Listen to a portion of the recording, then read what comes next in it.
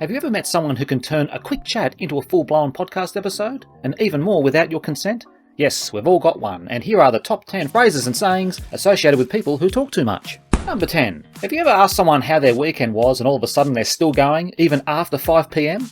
That's right, it's these sorts of people that talk our ears off. Now the phrase dates back to early 20th century America and plays on exaggerated physical imagery, talking so much that your ear supposedly detaches. It reflects a long tradition of English using bodily metaphors to describe social exhaustion. In today's modern language, it simply means that someone talks excessively, particularly when you'd rather that they didn't, and can also refer to an awkward long conversation. Number 9.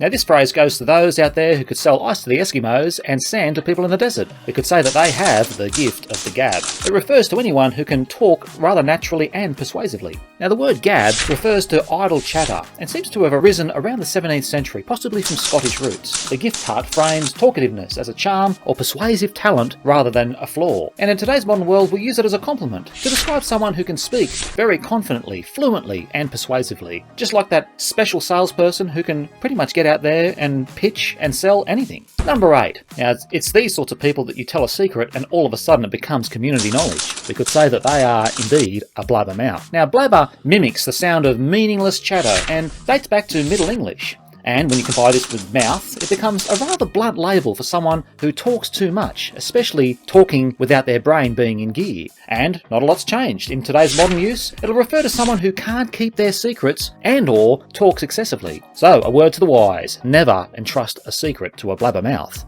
Number 7. It's these sorts of people that do 0 to 100 words per minute in under a second. That's right, we're referring to those who could be described as a motor mouth. Now this expression has emerged in 20th century America, along with the popularity of the motor vehicle, and the phrase compares rapid speech to a constantly running motor, and reflects this time period's obsession with speed and machinery. Today we'll describe someone as a motor mouth who talks very, very fast, and at times non-stop, such as people who hijack meetings and don't enable anyone else to get a word in.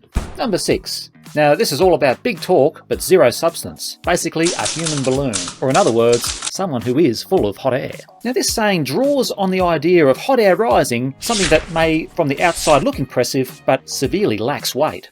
And it became popular in 19th century America alongside ballooning metaphors and political rhetoric. Today, we'll simply describe someone as being full of hot air who says a lot, but what they say contains very little value. So the next time we come across someone who's highly inflated and very, very boastful, we could say that they are indeed full of hot air. Number 5. Now, we open the lid and then the talking never stops. We could say such a person is a chatterbox. Now this phrase dates back to the 18th century where chatter imitates light and rapid talk while a box suggests something that's compact but not full. Together, it brings about that playful image of contained but constant noise. Today, we'll refer it affectionately for someone who's talkative, oftentimes associated with children, such as situations like classrooms or buses or cars full of kids where the chatter continues and doesn't seem to stop. Number 4. These sorts of people talk so fast that you're not even sure words are involved anymore. We could say that they talk 19 to the dozen. Now this phrase dates back to British 19th century and refers to something happening at an unusually high rate, more than expected, since a dozen is 12. It likely originated in industrial or marketplace contexts and continues down to our day to describe someone who talks extremely fast and does so non-stop. So the next time we sit down with someone and the conversation is rapid fire, we could say that they are indeed talking 19 to the dozen. Number 3. It's when thoughts exit the mouth with absolutely no filter, and in fact the contents probably belong in the toilet. We could say that it is verbal diarrhea. Now this is a more modern and deliberately crude metaphor describing uncontrolled speech and a lack of self-control. The saying emerged in late 20th century slang to emphasise excess and a lack of restraint. So, verbal diarrhea refers to uncontrolled, excessive talking and at times oversharing. So the next time we experience that awkward oversharing moment, we might have visual pictures of it being verbal diarrhea. Number 2.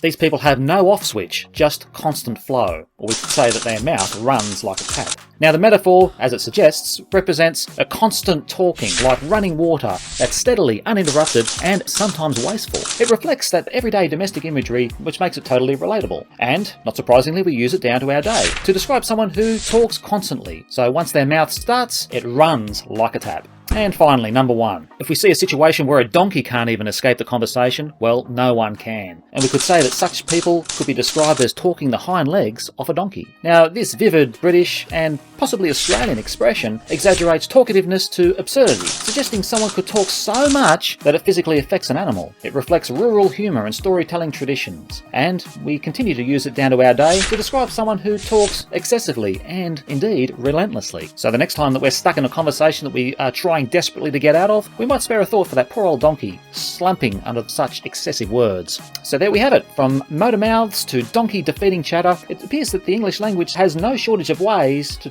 call out a talker. Which one was your favourite? Please comment below, and don't forget to subscribe for more phrase deep dives.